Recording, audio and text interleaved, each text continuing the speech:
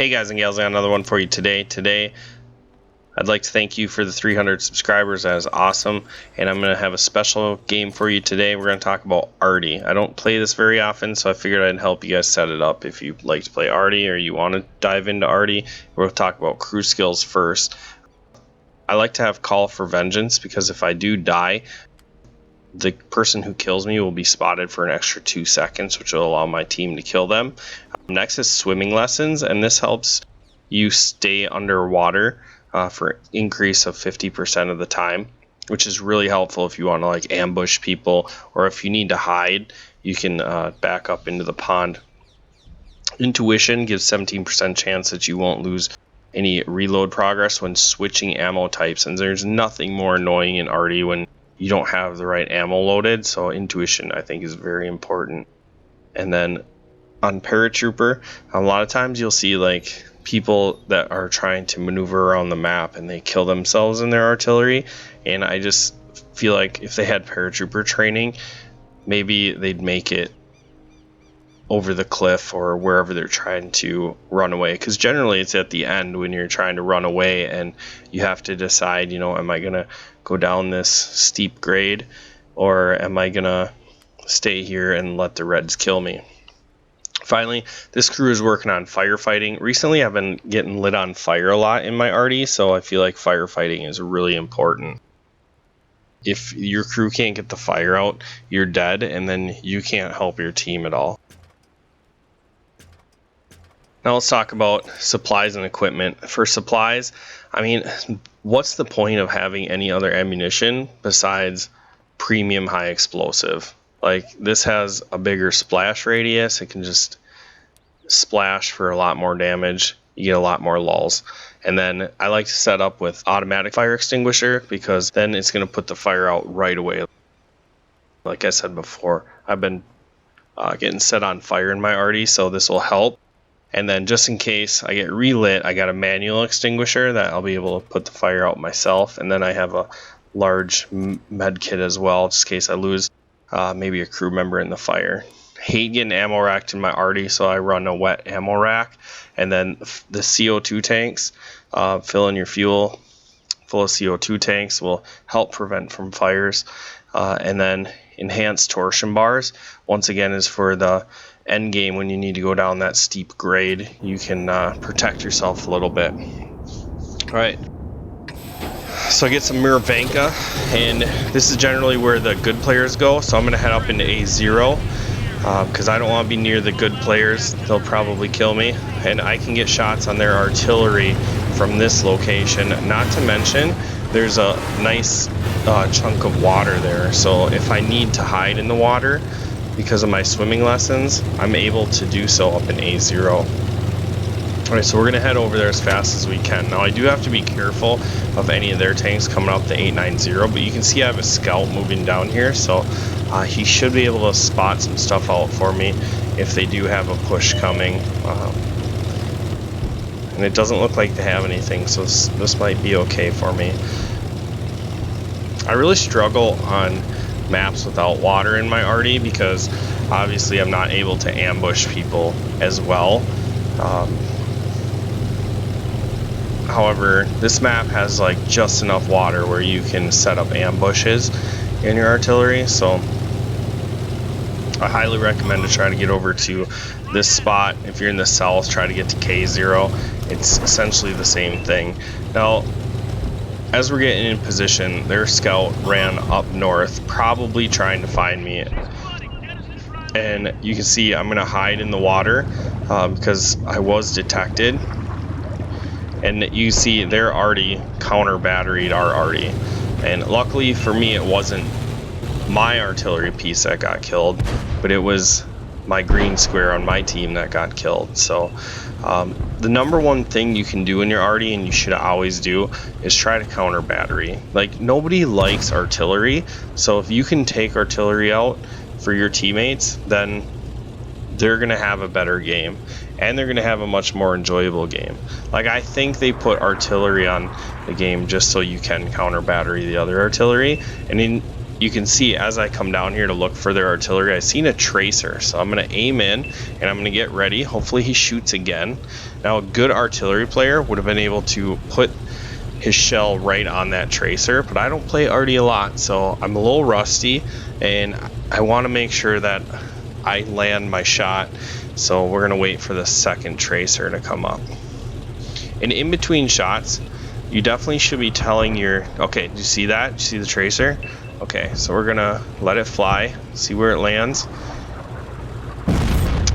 Looks like I think it landed behind him a little bit, but we did get a damage ribbon.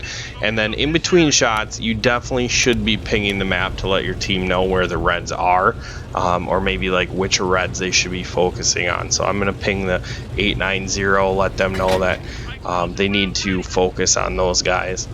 And then I'm gonna zoom out a little bit, and just since they have two arties, maybe I'll catch the other one shooting and see his tracer as well. And you see it, there's a tracer. Alright, so we're gonna move over here. Once again, like I said, a good arty player probably know right where that came from, but I just don't have that laser focus like really good arty players do. So you see my team over here on this side, 890, is dying, and that's probably because I didn't ping the map enough. Like had I pinged it a little bit more, maybe they would have known that those red tanks needed to die. So that's kind of on me, and now you can see the game's falling apart because I didn't do that well enough. But hopefully if I can take down their arty, maybe my last three players on my team are the best. And no, well, that doesn't seem to be the case either. I mean, honestly, you could probably just blame the scout on my team, because if he'd have done a better job spotting, then I would have been able to get more shells out. Like their scout when spotted the artillery, and had ours done it, then I would have had more damage probably. So it's definitely never your fault in arty. If you lose, it's probably just because you have a bad team. So now you can see I have swimming lessons, and I'm not doing a very good job of hiding, but I wasn't loaded anyways, so my ambush didn't really work.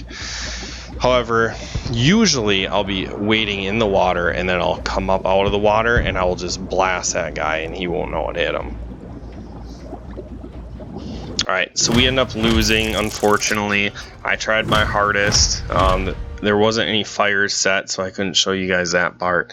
But if you go to endgame here, you can see that their arty was second in damage in the game. So that's how important it is to counter battery and arty.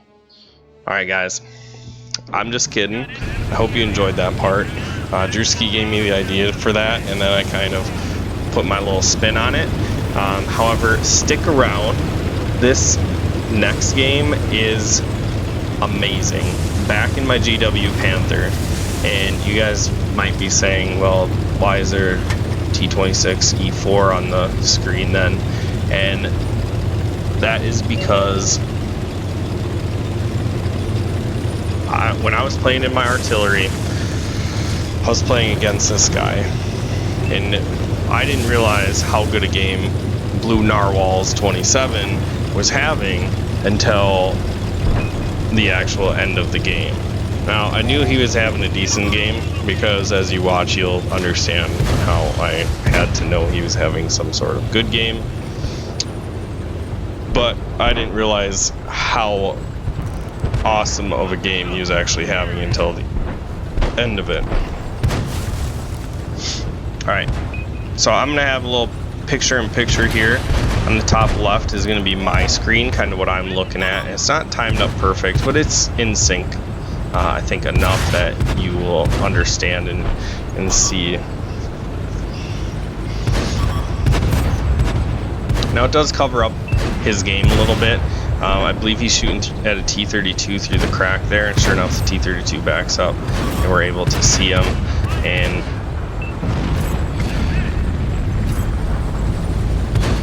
my team is not making a push into these guys. They're actually allowing them to dictate the push here, and they have it spread out a little bit wider, whereas my team's kind of centered and focused in one spot.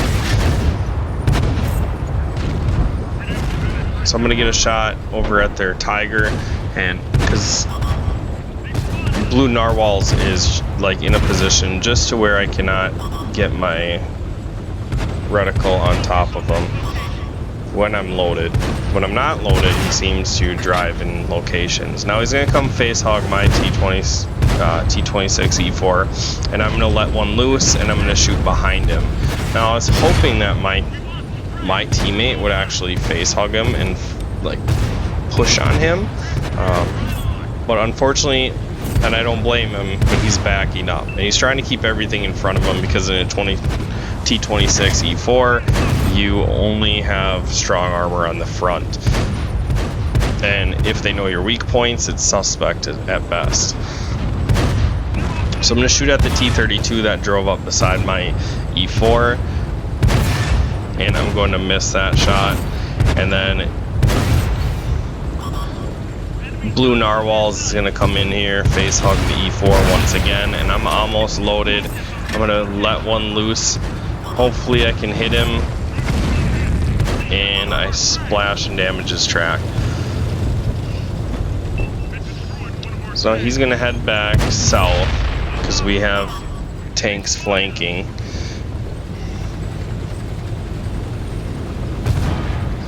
And I'm actually going to go help the 1-2-3 line. I feel like since we're probably going to lose the 890, that I need to help them get through the 1-2-3. And if I can help them get through the 1-2-3 line, then essentially they can come back and help me, or they can get to the cap. They can just do whatever they want. So you can see here, Blue Narwhals is facing the T20 that first ran off and then came back to fight after the rest of my teammates had died. So Blue Narwhals fights through that. At the same time, we end up cleaning up the 1-2-3 line, and I think that he's actually going to head north into this area. That way he can get spotting out and essentially move over onto our base. But he's going to actually go back to this position and be able to get shots out and defend his base, which, now that I think about it, is probably the smarter move, but I didn't think he was going to be that smart. So I am aiming up in the hill first right now, and then I'm going to switch my reticle up to the northeast corner, thinking since he hasn't popped up yet, he's probably just gonna like make his last stand in A0, because you can see he is now in a 1v6. He already has 12 penetrations. He's got 3 kills to his name. So if he does this, he's gonna have a Radley Walter medal. He's gonna be 1 short of a Pools medal, and he's gonna have a Kolobanovs. Fortunately for us, we have 6 tanks, and even though he's full health, 6 against 1 should always win. Alright, so as he gets into position, I am waiting for him to appear up in the northeast corner, and unfortunately for me, he is not going to pop up there, so I am not going to be ready to shoot at him when he's spotted. And the timing's off a little bit, but you can see as his sixth sense goes off, I start moving down there, and he snapshots off our SE-152 that was on the base. Then he's going to be fighting, I believe it's a Churchill. He gets, Churchill 7, he gets his first shot into the Churchill. Churchill has no idea how to pen this guy, and it's tough to pen him frontally. Now I shoot my 3rd shell that I've shot at this guy all game long, and if you notice the numbers popping up, that's what they signify. So 3 shots, 3 misses, and now my tank destroyer is going to come around the corner on him, and he's going to shut Excalibur down. And then I'm just about loaded, and I'm going to anticipate him backing up here, but I did not anticipate the mountain to be in my way. So my 4th shell hits the mountain, and then now there's going to be some game tactics here, and I'm going to try not to overthink this. So he's right here, and from my position I can hit him here. He also can come out this side, and I also can get shots here. So if I were him, I would try to move to a better location where I can defend my base and be free from Artie. And this location kind of gives you coverage as well as this location over here. So I'm going to try to reposition up in A0, that way I can get shots into both positions. Now, as I'm trying to maneuver my way into A0, my AT starts to push forward, and he gets on cap. So that's going to change my mind, and I start thinking about the E4 didn't have any time to reposition, so I'm guessing that he's probably just going to be somewhere in this riverbed. And if you look at his map, obviously he's coming back across the K line to get shots back into the cap. Now he doesn't spot our AT, and our AT doesn't spot him because the AT is hiding behind the rock. I'm waiting for him on the corner now.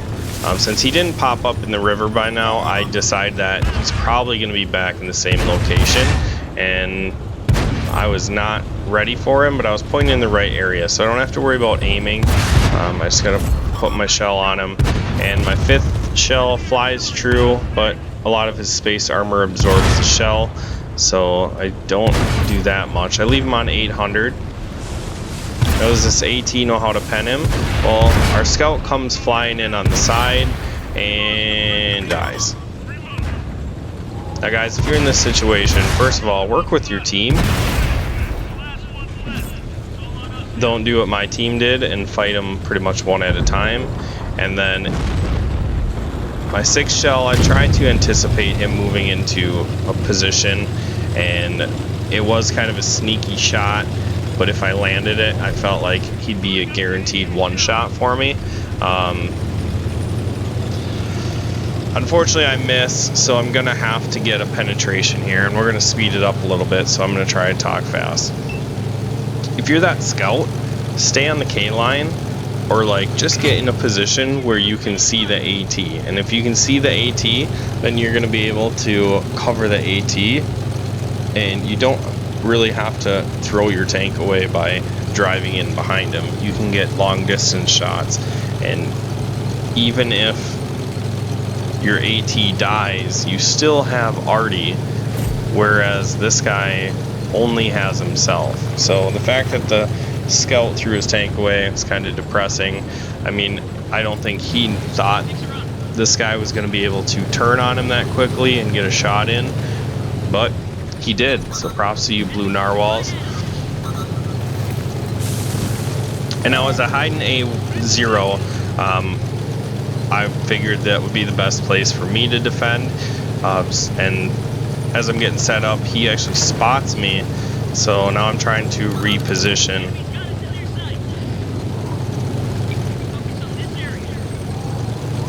Now he's not spotted anymore, so I'm trying to guess, is he going to come from the A line, or is he going to sweep around the C line and come from below? And I know there's a little gully down here, so I figure if he's down here, I'm going to have a nice shotgun shot on him, and if not, I'll be able to set up in this little gully. So he's not down here, which is going to allow me to hopefully get set up. Does he come around the corner? No, he's not going to get around the corner. Okay, so now I have to decide, was he slow playing the 3 line, or is he actually coming down the A line? He's comes around the corner. I just second guessed myself, so I wasn't aimed over there anymore. I get my shell off, and I leave him on 130 hit points. And honestly, guys, that's no heartbreak for me. I'm so glad that I didn't kill this guy, and I was able to watch him pull this game down.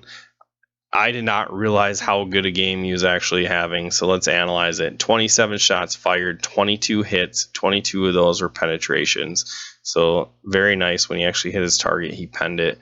Damage dealt, 4k damage. That's great in a tier 10, let alone a tier 8. And he also has 91 base defense points, which would be a defender medal. And he has 9 kills, so he pulls down the pool's medal. And then he also blocked 2200 damage, so this guy was working all game long. What an awesome game to watch. I'm sure that end screen has a ton of medals on it. It'd be fun to see. That's really all I got for you guys. Thanks again for the 300 subscribers. Make sure you like, share, subscribe, and I'll catch you in the next video.